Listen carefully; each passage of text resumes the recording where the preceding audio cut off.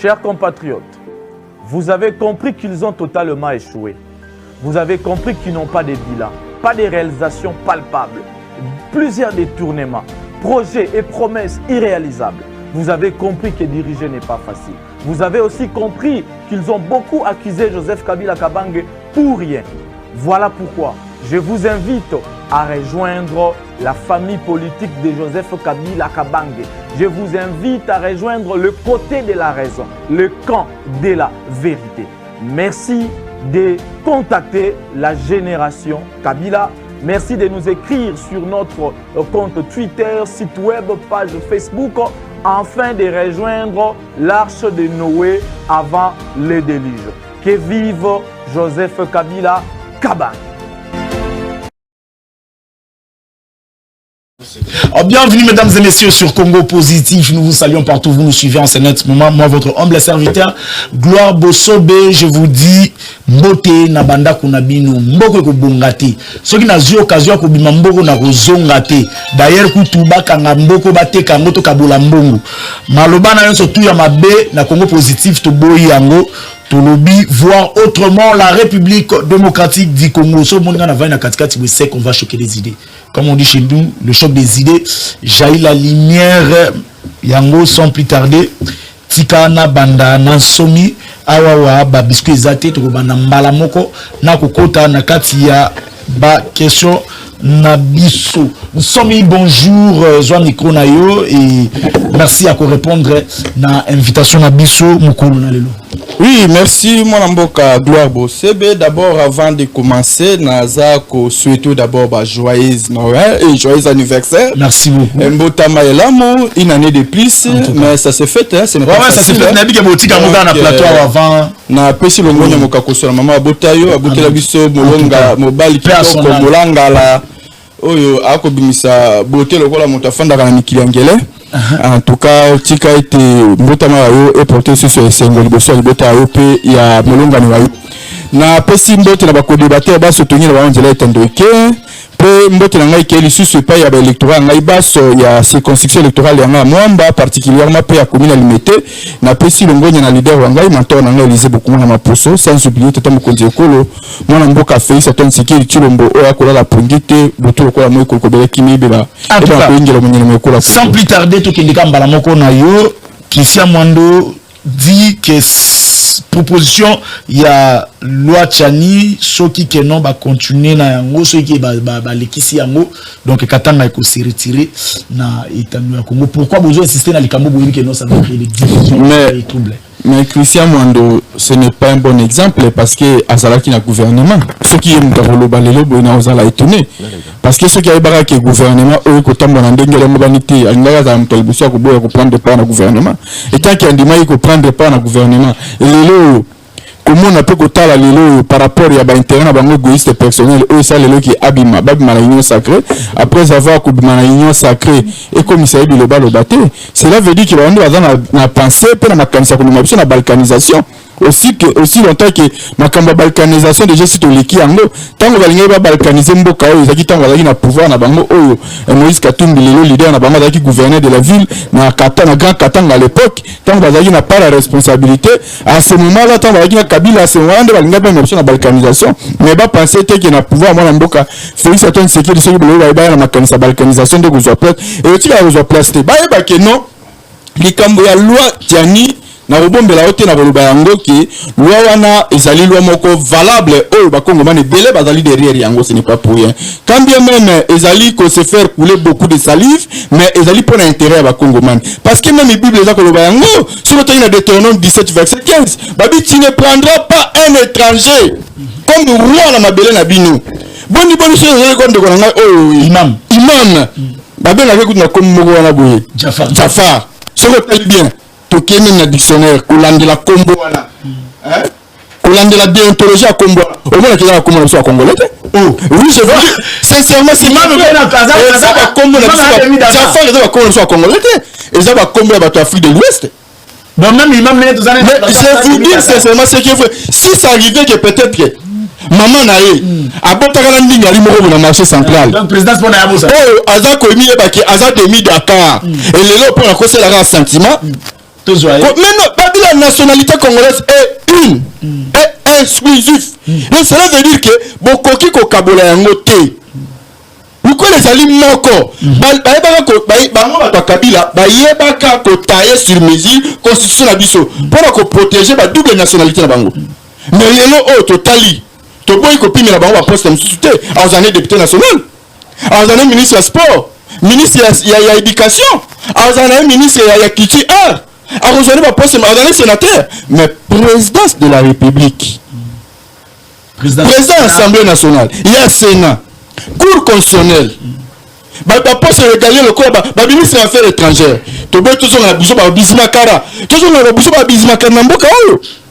Toboy toujours na biso ba chef d'état-major général James Kabarebe, toboy toujours na biso ba wana. Toza ko battre rien que souveraineté nationale en mboka na biso. Vu il y a eu autant d'infiltration. Oh, seulement au sein de l'armée congolaise. To moni ba généraux, ba colonel, ba officier supérieur, le rwandophone.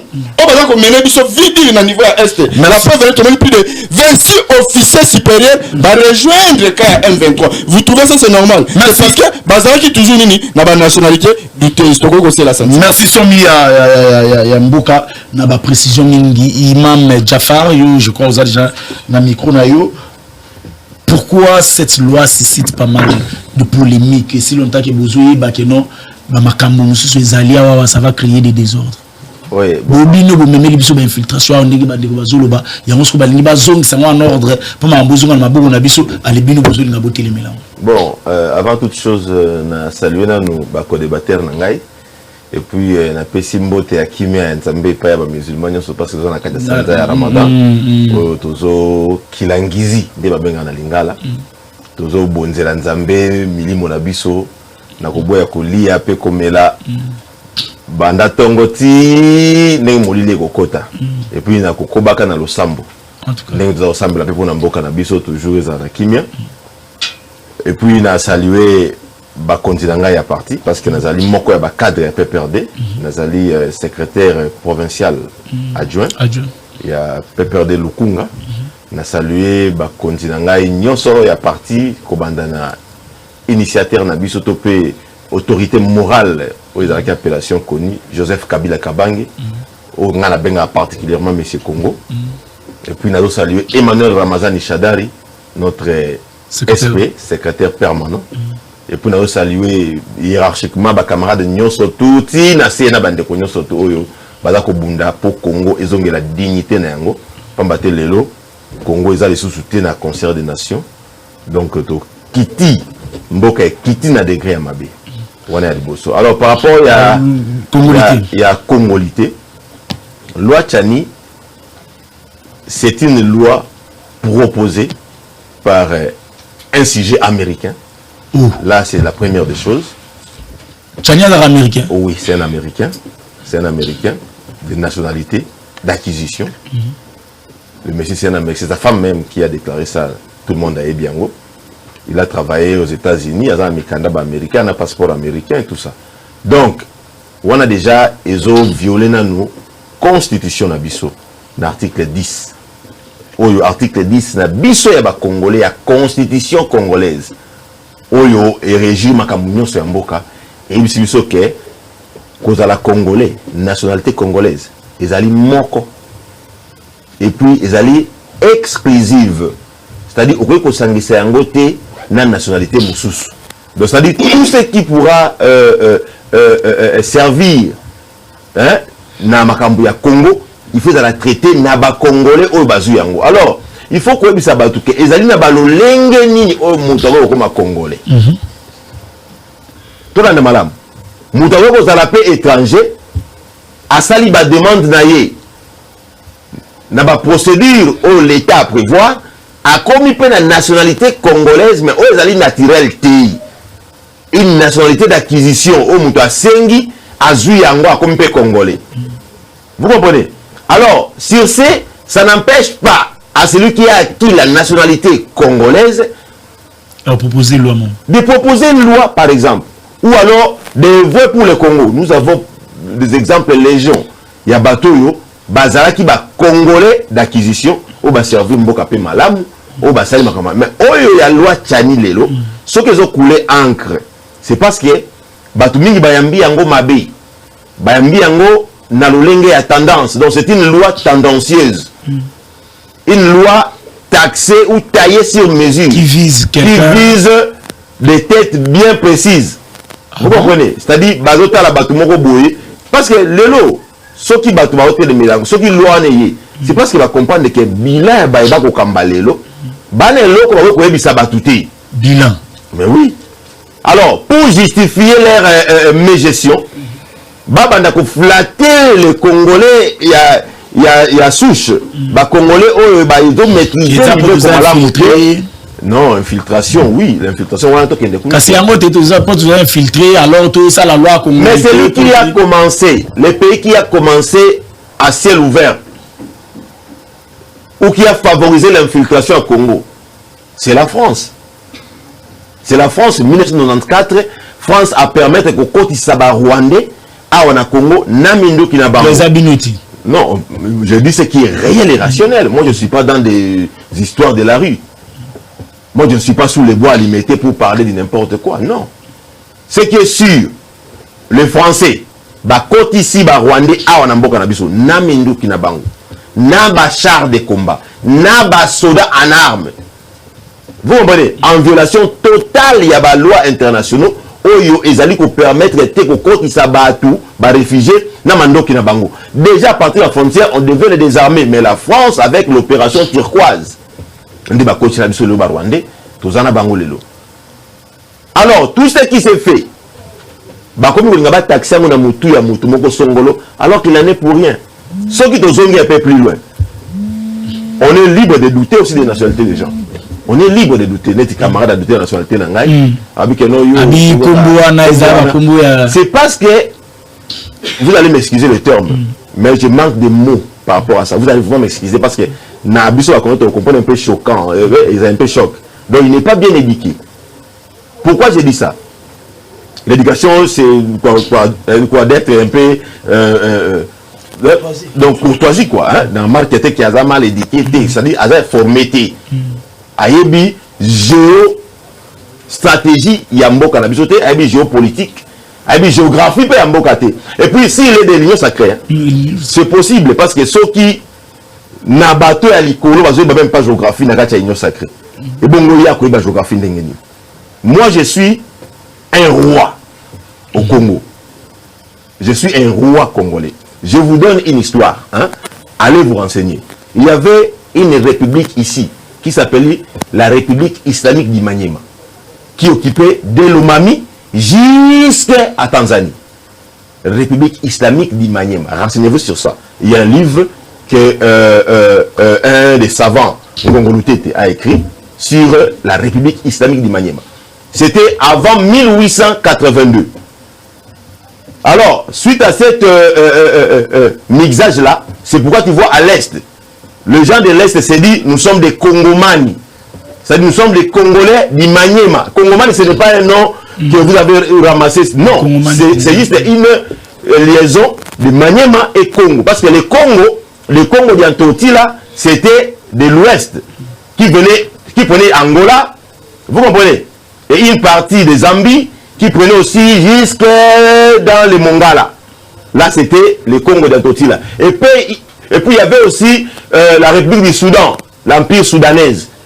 Donc aujourd'hui, Bemba et les autres là, les Mbandi, les Mbata, les Azande, hein, les Ouhou, tous ces gens-là occupaient le Soudan. Alors, après cette mixage-là, tant que les Belges, les Koti, les Bandi qui poussent comme une rivière à l'Omami, les Koti peuple Moussoussou. Il faut comprendre l'histoire. Les Koti peuple Moussoussou, Oyo, basé dans la civilisation à Bango. Merci, Imam. Donc on a compris que par rapport à l'histoire européenne, si ils n'ont pas si pour déterminer la loi congolité, ça la passe. Et pour ça, la congolité est allée réelle, mais ce n'est pas la forme wana. Il faut des gens qui réfléchissent.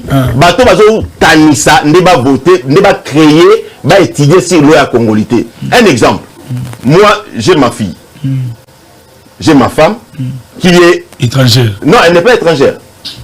Son père est 100% Brazzaville, congolais d'en face. Sa mère est 100% congolaise d'ici. Vous comprenez? Alors, j'ai fait un enfant avec elle. Et la fille est 100% de mon sang et 100% de sa mère qui est ici, qui est Libinza ici au Congo. Et moi, je suis un Kassongolais du Maniema ici au Congo. Moi, je suis du Kassongo. C'est ça ma base. Je suis des Kassongo. C'est-à-dire, je suis au milieu. Je suis même. Je n'ai pas de frontières avec un autre pays. Alors, tout ça là, vous allez dire aujourd'hui qu'elle n'est pas congolaise, de ne pas briguer la magistrature suprême. Ça, c'est de la folie. Merci, Imam Jaffa.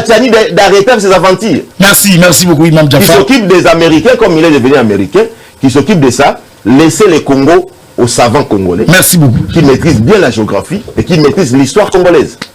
Bodi, sois nos micros. So, baringa ba oloba yo vandi kimia. Lwa pourquoi bozoli na bo batuso ba bibo zaka na posa bo benga na katumbi wa posa te apostoli na kabila po bozo banga. Lwa wana nous monde même à décrire ça va causer des problèmes. Journaliste d'investigation, papa racheté. Je n'aimerais pas beaucoup commenter na loi wana. Ponani. Soki loi wana ezali taillé pona moto eza mabe. Ah oui.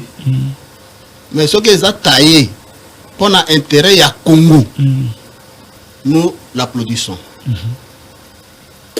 Na lobi na baitando eke makambo ya baloana mingi. Omoni soki to lobi makambo ya loi ya Congolité na koko ramener yo na loi moko o sakata na mina ko basalaki. C'était une très bonne loi. Mais moment au loi wana yaki les alaki opportunité na ngote. OK. Vous comprenez? La République démocratique du Congo est en déchirure. Démocratie est très fragile. Ok. Est.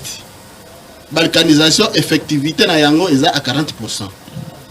To komi na nkisele awa, bazo kata batu ba mutu. To komi na maluku.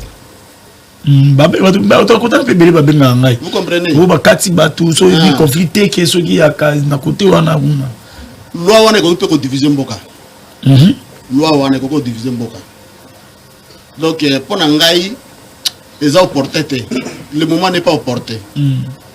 Bref, ce qui est taillé pour une personne. Parce que tu as dit que constitution, bataille on a mesure à Joseph Kabila. Constitution. Oui. Oh. Oui. Ce qui est sali loi wana par rapport à la constitution. Oh bah ça là on a je dis ceci. La constitution nous disait ceci. Nous sommes avec les profs ici. Mouta Kouzala, président de la République, il fait 45 ans revenu. Le gars Kabila est là 29 ans. Il va rebattre Yango. C'est un âge. Vous comprenez? Nous avons la constitution. Pour la combattre si la loi wana mingité. Ah, le lot de téléphone et papier et télé. Article 217. La Constitution. La République démocratique du Congo peut accorder des traités ou des accords d'association ou de la communauté comportant un abandon partiel de la souveraineté en vue de promouvoir l'unité africaine. Constitution oyo ezalaki o nani imami bazo tuta na yango tolo lelo bité de guerre na bango biloko o batikela biso to se servir na yango ba imam. J'ai dit à contredire ngaité. C'est-à-dire Joseph Kabila a dit déjà que c'est la préméditation et la balkanisation de la République démocratique du Congo. Je suis dans la Constitution. Je suis dans la Constitution. Oh, c'est Joseph Kabila Mutakumaki. Il y a malam. Il y a la Constitution. Ah, bah on est balo bara. Mais oui, à contredire ngaité. Il y a une minute belé na lingina na minute ko la été pour na matière belé pour. Les roba ko ba comprendre. Tout ça la évaluation il y a on a moulaïbou. Non, je prends seulement vous avez la minute na oui. Tout ça la évaluation il y a gestion. Il y a gestion de 1997 jusqu'à 2023. 1997 jusqu'à 2023. Dans la période de Mosé Laura Désiré Kabila, $1 équivaut à 1 franc. $1. $1 équivaut à 1 franc. 1 franc. La période de Mosé Kabila. Mosé. 1 franc congolais, oui, il y a 1 franc. 1 franc. 2001. $1 équivaut à 230 francs. 2018, JKK. Aïe. $1 équivaut à 1700 francs. De 200 à 1700. Ok. De 230 à 1700. De 230 à 1700. 230 francs. On attend négatif à beaucoup. En 2018. 2023. $1 équivaut à 22,5 Fati. 23 déjà. Prenez. La dépréciation du franc congolais. 2,300%. Laura Désiré Kabila. Vous comprenez? Na Kabila ezalaki 575%. 575%. J'ai dit 575%. On a Kabila. Kabila. Dépréciation, il y a dépréciation. Il y a franc congolais. Oui. La Fatisco.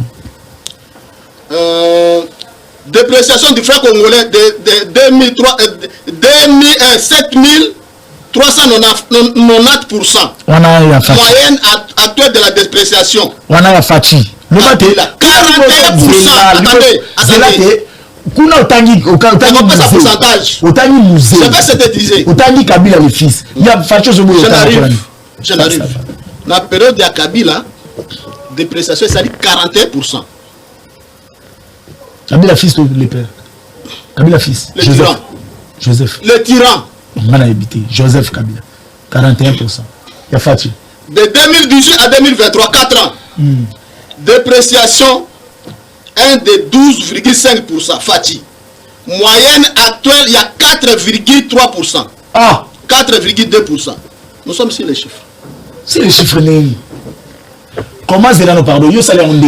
Comment à l'époque il y a Kabila et 41%. Aussi le temps que Zalaki n'a 17%. Ok. Sur l'époque à Fati et 4,2%. Aussi le temps que non, ils en ont 25, 23. Ils en ont 22,5, 23. C'est-à-dire tout ça, lit statistique. Papa racheté. Excusez. Aux autres, dans le domaine. Excusez. En tout cas, protection. En tout cas, protection. Il est protégé. Comme il a su la minute déjà. Protection. Après, il y a Maniema. J'ai dit ceci, la période de Kabila.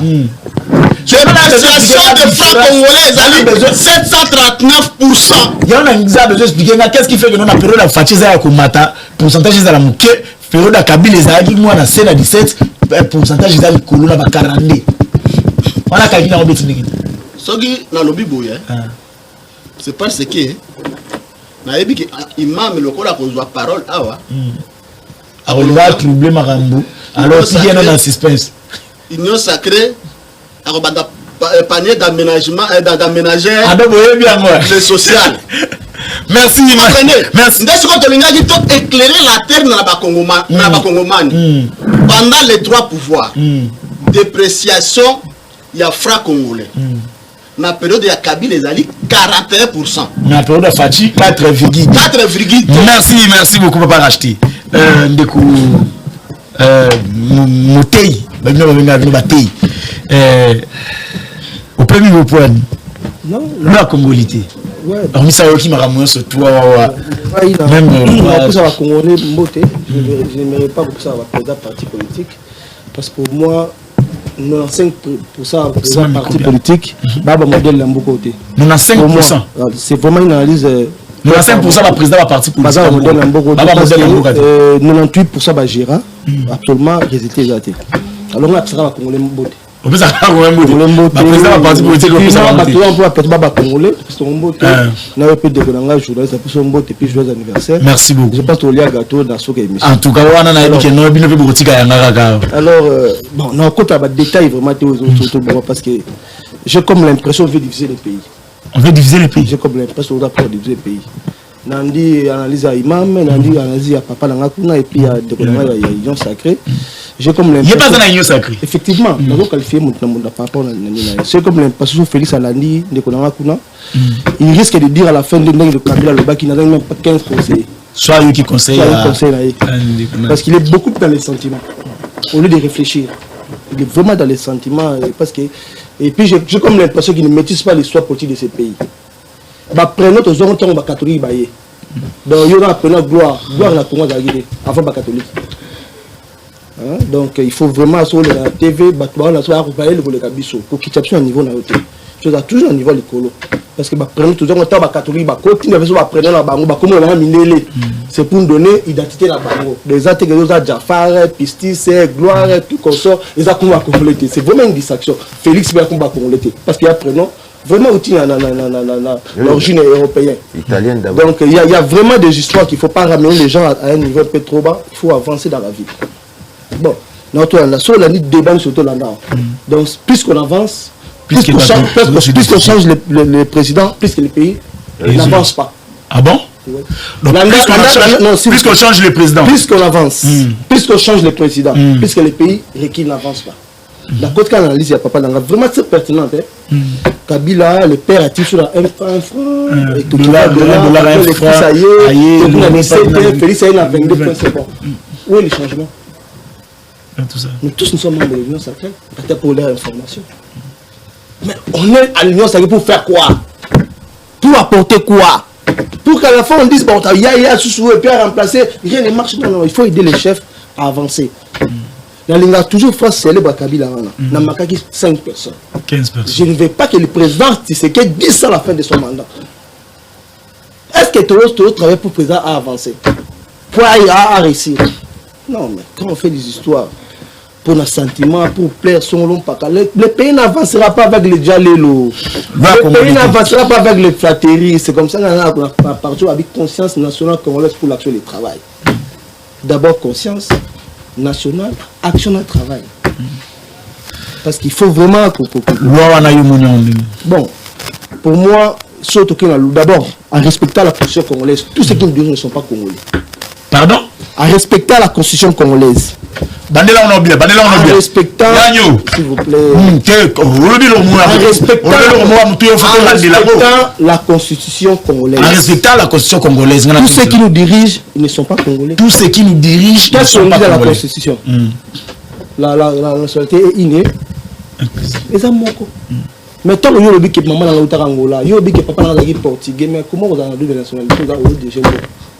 Vous avez un mboko bakanga na Alexis Tambouemou à l'époque. Et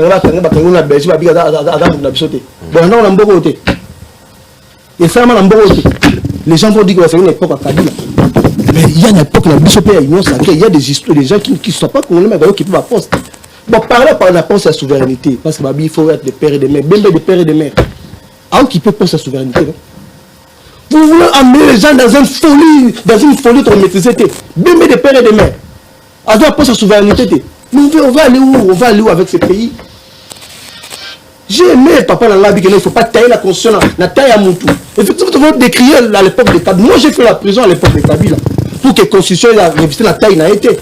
De 19 années, la venue, non, tout que la 45, tout ça, tu nous amène à quoi? Et tout ça, tu es la cité à Kabila, la Félix, tout le monde a été. Tu es la terre gloire, mais aujourd'hui, tu es la constitution à terre à Congolais.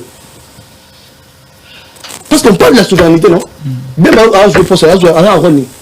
Ministre il y a des défenses, non? Les apôtres, regardez. Il est des pères et des mères.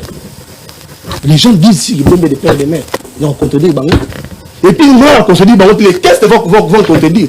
Même les pères et des mères, qui peut penser dans le poids. Donc, c'est vraiment une distraction. Mon amboko, il y a une distraction. On est d'avancer avec les questions de fond. Pourquoi de l'euro quitta? Pourquoi parler de managers réseau Simbaté? Pourquoi balkanisation à vitesse? Les gens ne veulent pas ça. Ah, tu as dit que ce soit ta fantôme, on a peut-être parlé, il nous amène une loi de mariage et tout, comme ça, distraction. Il y a 500 $, la dot. Les gens partent avec cette distraction, c'est pour vous embrayer. Après, ça vous embraye encore. Après, mais où est mon là? J'attends au distance sur les questions de fond. Bon, discutons sur le fond. Il faut vraiment pour l'instant nous dire. Nous, entre nous, ça veut dire que nous sommes non, mon cher. Il faut suivre le passé de quelqu'un. Je n'aime pas les bâtibeurs d'individus. Parce que comme Vital, comme individu, il ne peut rien faire dans le ministère. Voilà. Comme individu. Oui, je sais, je te dis, je sais de quoi je parle. Il a conduit le président, les reins, pendant 100 jours, c'est une politique constitutionnelle. Nous sommes dans quel pays? Nous sommes dans un pays où nous sommes dans un régime semi-présidentiel. C'est le gouvernement peut avoir un projet. C'est peut-être quelqu'un qui a un meilleur projet à 100 jours, c'est anticonstitutionnel. Mais vous voulez que quelqu'un puisse vous attendez à quoi? Vous savez ce que nous avons mis dans le projet de 100 jours. Moi, je pense, cette loi, c'est vraiment une distraction. Elle ne passera même pas. Elle ne sera même pas alignée. Aujourd'hui, on va parler. Donc, aidons les Congolais. Il y a débat sur les questions fondamentales. Il y a Mboka. La question que ça que Mboka a évolué. Mais également, quand on a invité, il faut moins maîtriser l'histoire politique en Mboka. Parce qu'on dit que c'est diviser le pays pour rien. Aujourd'hui, on va parler que de sujets. On a deuxième sujet, ça. Ce qui se passe à l'Est en Mboka, avec ma groupe, surtout il y a armée, il y a surtout. Est-ce que tous vivre déjà balkanisation sous d'autres formes ou balkanisation exacte, tous s'attendre l'espoir pour payer.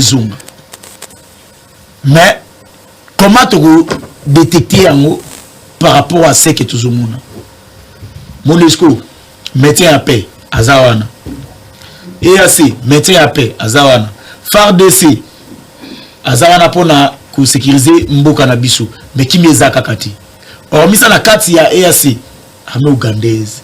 Nino Bangolais pe bayaki bani. Pourquoi bazoya en désordre boy? Ils ont question sur Kao Tanango. C'est la question qu'on va débattre sur ça. Je crois que non. Je commence par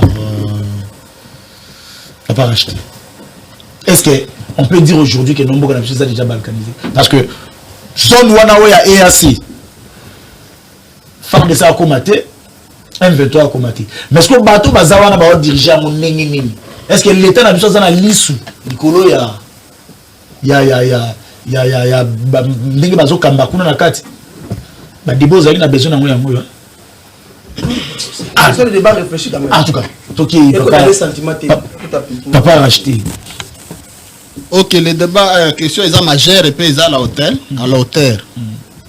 On a dit que on a imam et Amérique au brosser question à lobby ba français ba kotisaki ba rwandais na kati ya mbuka na biso. Jacques Maloba avant imam. Non. Après imam. Yenda alobaki a brosaki thématique wana au passant. Oui, exactement. Tango génocide ya Rwanda Selemaki la communauté internationale va sengaki ba kota et après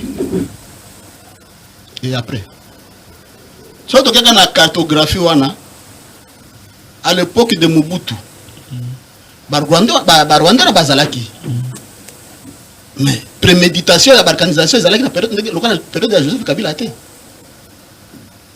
to comme na Mosé yaki kana ba Rwandais alors que je ne peux pas trahir le Congo. Mais Kabila est venu, je dis bien Kabila. Le fils est venu. Oui. Vital Kamerhe, président de l'Assemblée nationale.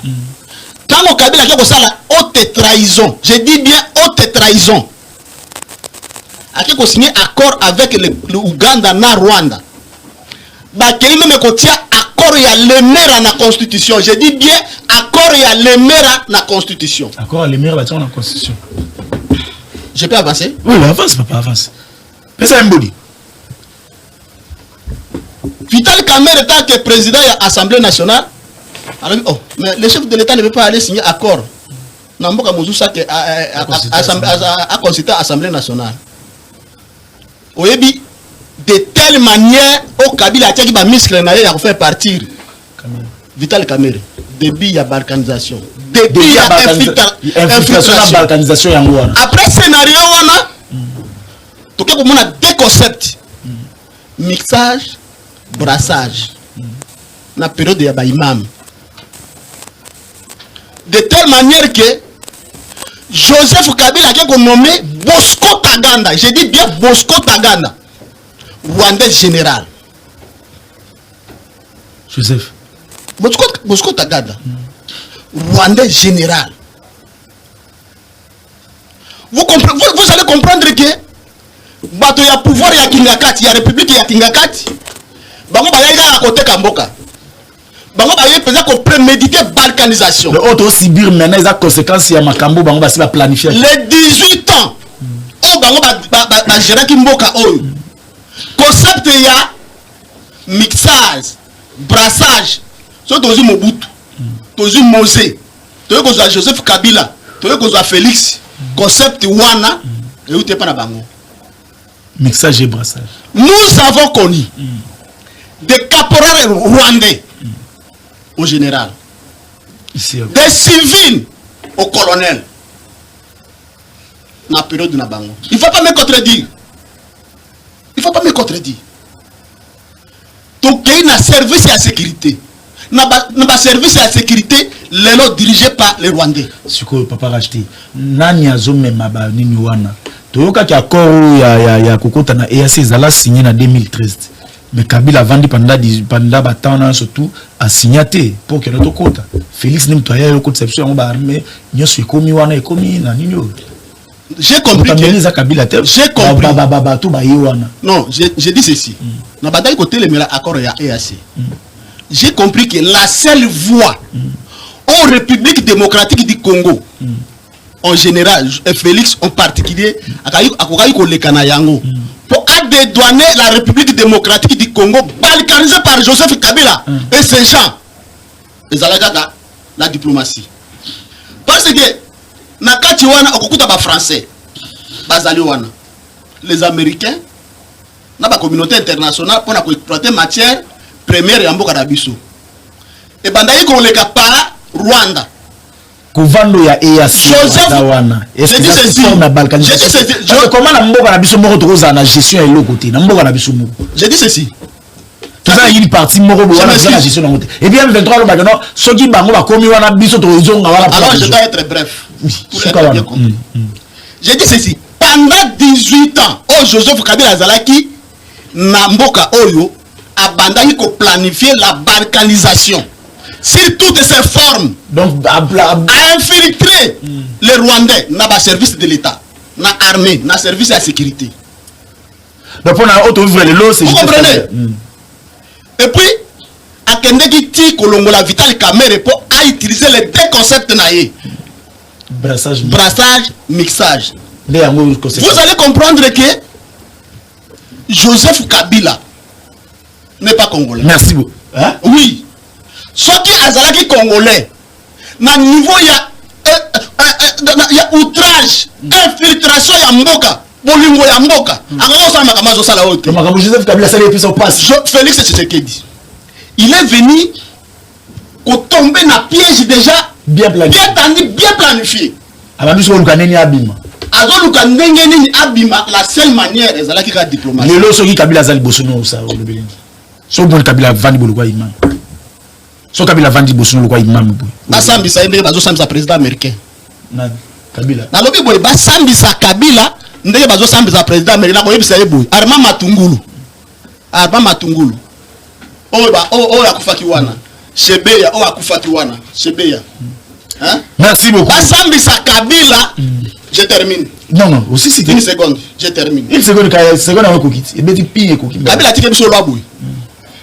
Le président de la République ne peut pas être poursuivi ni être jugé par des infractions commises lors de son exercice. On a Joseph Kabila. Joseph Kabila, j'ai dit Joseph Kabila. Merci beaucoup. Imam Jafar. A utilisé le concept. Donc, Imam, il y a un débat scientifique. Donc on a des débats ça va. Le peuple congolais. On a une émission. Ils ont le téléphone ouvert. Merci beaucoup. Imam Jafar, est-ce que ce qui se passe à l'Est, on peut dire que non?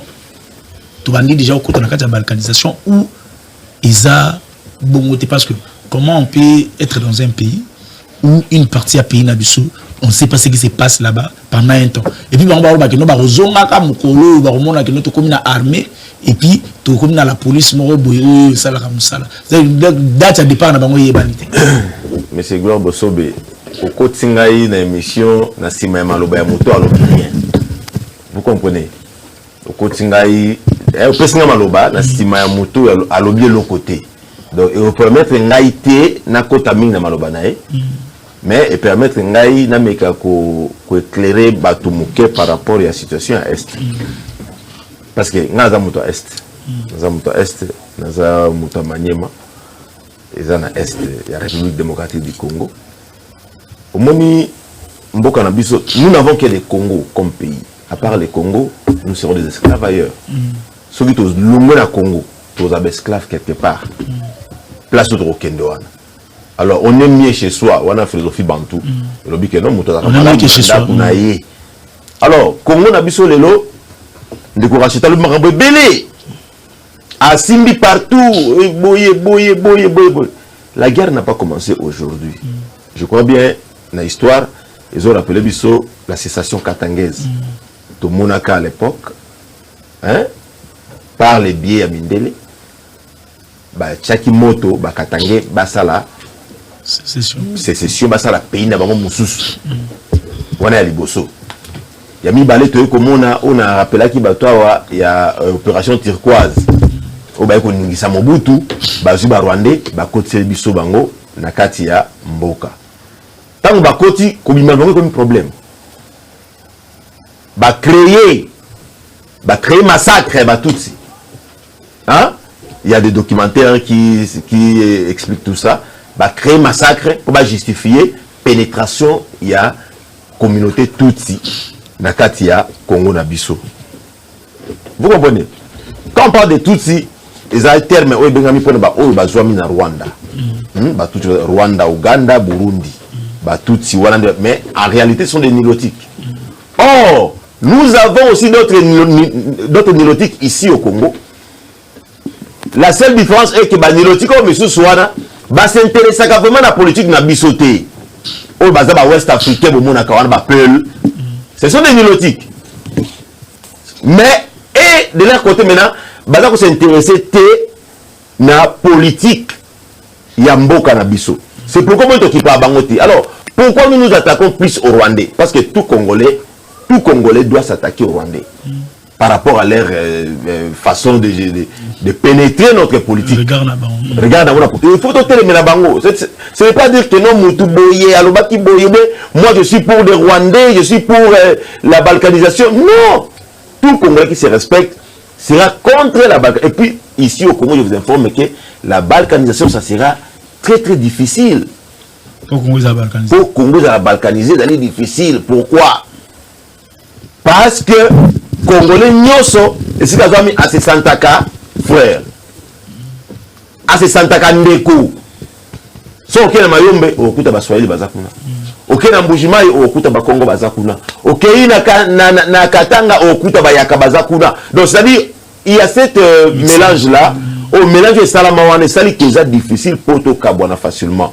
Il y a des gens qui enseignent à l'est là-bas qui sont des Congo. Il y a Mamadou Ndala qui a effacé le M23. M23 au Lélo pour votre information, comme vous voyez, M23 Ali, parti allié à Union Sacrée. Peut-être la troisième bâtie. M23 et Signaki, Kokota à Union Sacrée, ils ont été reçus ici par l'autorité. Il y a Union Sacrée en violation de la Constitution toujours.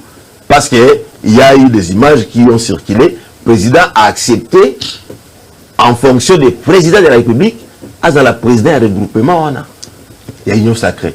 En violation totale de la Constitution, ils ont permis de traiter. Présence, il y a EAC.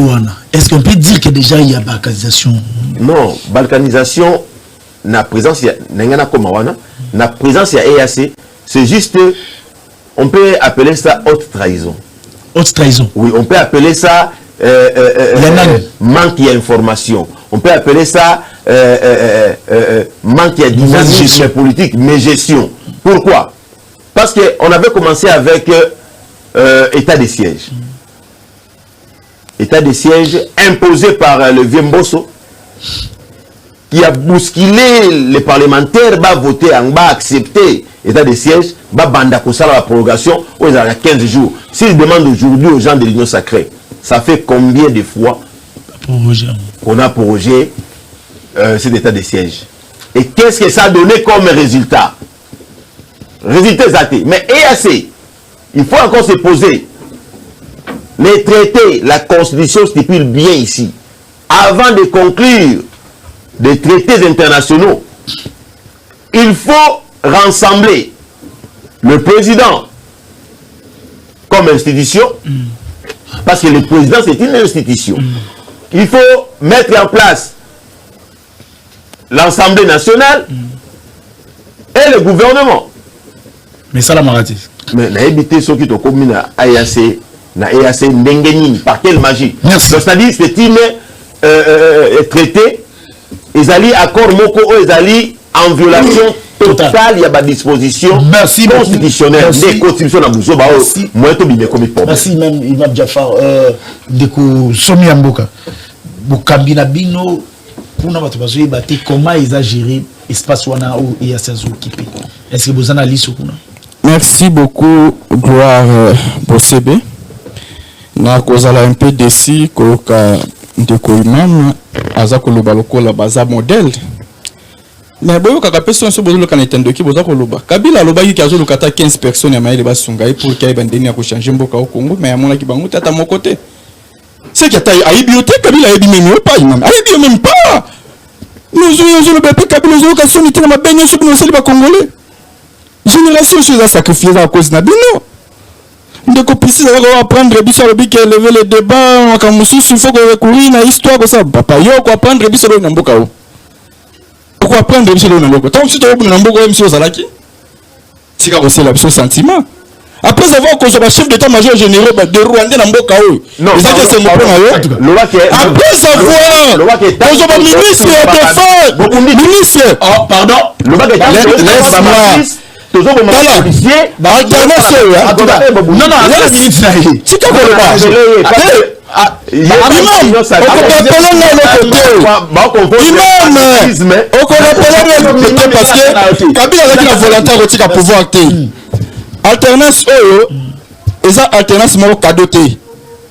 nous avons accepté le sacrifice suprême pour arrêter l'hémorragie du régime Kabila. Ça va bien noté. Si tu acceptes du sacrifice, tu tout le temps là. Mais Kabila n'a pas attendu. Kabila n'a pas attendu l'élection sur le matin en 2018. Est-ce que vous avez la volonté de pouvoir en Mboka Oyo? Vous avez aussi la qui populisme, mais en attendant qu'il y a justice. Ceux qui ont dit que Mboka Oyo et comment qui est infiltré au Congo, le Bamakamboza ou le Baté, ok, nous vous rappelez Bisso, au même service, ok, le Baké Ndeko Tiani, Aza, ceux qui sont américains, mais Ndeko Tiani Azali. Congolais d'origine. Ceux qui ont qui la nationalité américaine, c'est tout à fait normal. Aïe, déjà la renoncer peut-être la nationalité. Laisse-moi d'abord parler. En plus, si on prend la constitution, l'article 10 toujours, au moins Balobi, un Congolais d'origine, toute personne appartenant au groupe ethnique dont les personnes et le territoire constituent ce qui est devenu les Congo, qui est Congolais d'origine. De père et de mère. Merci. Mais c'est le cas cicaté. Ceux qui viennent de me faire système à 50-50, ils ont engagé bino, il y a un beaucoup de ceux qui sont beaucoup na occupation, na infiltration. Merci. Bon, comment la société nous se définit bien intérêt na bino personnel. Nous connaissons que la makambo ya soni de konanga imana lobia. Alors que bisanga lobi que nos diplomatie mboka na biso to bomi yango sur le plan diplomatique et ça ko kufa. Bino diplomatie ni malongo bino tiki na mboka o. Mais le RDC comme il prendre part dans l'élection, il y a une organisation internationale. Et le il faut faire élire moi comme membre de la BISO d'aller représenter l'organisation internationale des droits de l'homme au niveau Afrique. Et ça c'est noté. Le lot après 35 ans, tu n'as pas qu'à voir l'époque. Moi la mboka Gérard Kamanda. nde muto azalaka moko oyo asejaki na organisation ya Nations Unies à l'époque na niveau ya conseil de sécurité na département stratégique depuis 40 ans passé lelo oyo RDC et prendre part. Merci. Grâce à politique à moi mboka fixe to yaka na nini botika biso na embargo lelo balongoli embargo lelo RDC comme fréquentable et comme pays moko fréquentable na ba grand homme ya monde ba comme kondima ko fréquenter oh tikala ko sala maté laisse-moi parler lelo oyo. Merci. Reprise à votre programme. Moi, je donne raison à Fiché. Reprise à votre programme. Pareil. La institution. La Breton World. Les lois et comme biso. La considération. Oh, tu vas que ça les mater. Laisse-moi parler dans la minute. Qui ne va pas robelanga. Ah, Jean-Pierre Bemba. Mais non, laisse tomber. Yo ebi national. Yo ebi origine Jean-Pierre Bemba.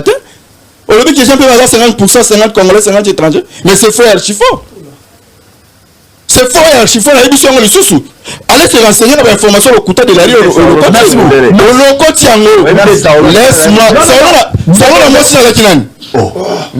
Laisse-moi d'abord parler. Papa Saoulou na Zakinan. Maman Saoulou na Zakinan. Mais Saoulou na Botama Awat. Somi. Maman Saoulou na Zakinan. Somi.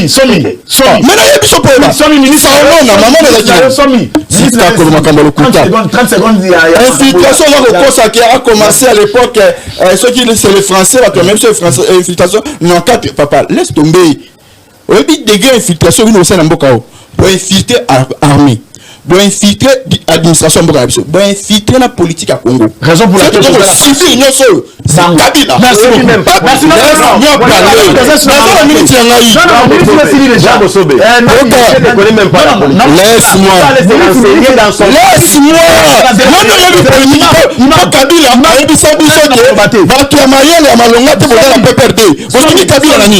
Somi oza koyebisanga likambo ya bila yo okofinga bila na biso ya nini yebisanga yi na domaine nini natangela ngai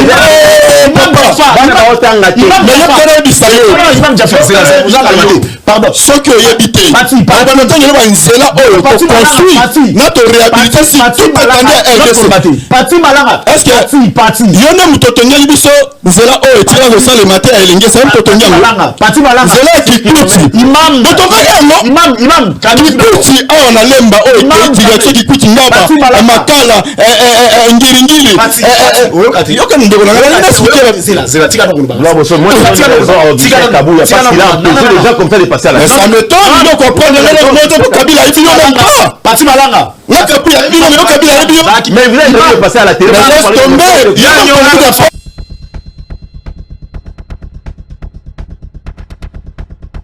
Attentif aux plaintes de la population, le docteur Agos Kongolo vole de nouveau au chevet de la population congolaise en général et quinoise en particulier.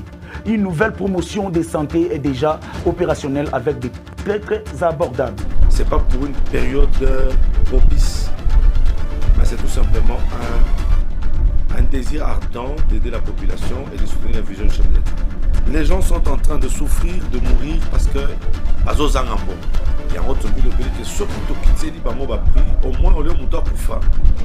Après il y a un ndambo azanambo, tobi ici. Il y a un moment que tu as ma consultation, 7 000 francs. On te consulte aux ana fiche nayo, ça va examen pour le laboratoire. Au fout $10, bah salut échographie. Au yé na $15, $20 au salut radio. Et à partir de sans autres, il y a quoi? Oye na $80 va salir opération et appendicite. Oye na $80 va salir hernie.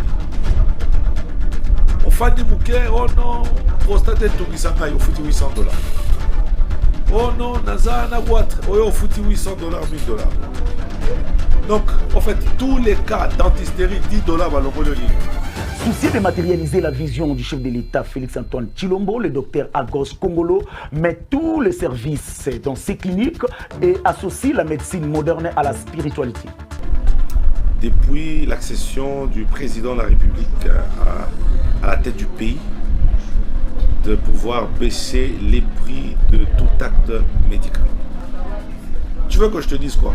Donc, nous sommes rabais, ma prix nous sommes assez. Pas seulement les prix, avant chaque chose, nous commençons par la prière. Nous devons soutenir, nous devons arroser les présidents de la République, des arrosages Nabiso. Et comme nous arrosons le président, nous devons être aussi arrosés. Service union sur la place. Nous avons un service de la médecine interne, nous avons un service de la pédiatrie, nous avons un service de la gynéco-obstétrique, un service de la chirurgie. Quand on dit service rendu par le docteur Agos Kongolo et clinique El Rafa, les patientes n'ont pas gardé leur langue dans la poche. J'étais gravement malade et lorsque je suis arrivée ici, il y a eu une intervention en urgence. C'est pourquoi je me suis retrouvée sur les lits. Prennent bien soin de leurs malades. En fait, ils s'inquiètent un peu trop et ils font bien des suivis. Les prix sont abordables et ils comprennent aussi les malades. Il y a des gens aussi, des fois, ils n'ont pas la force de prier, mais à l'ensemble, on prie. On a le courage de faire la prière. En fait, la prière ne nous dérange pas.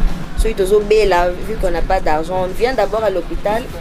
Le médecin a besoin de soins à Bissau et puis la facture est Oya. La facture, ça se négocie. Pour tout contact. On a 3 adresses. Ça veut dire Ezana Kalam, avenue Koufou, numéro 7. Yami Balezana Ndaba, arrêt Kanyok. Avenue Kanyok, numéro 3.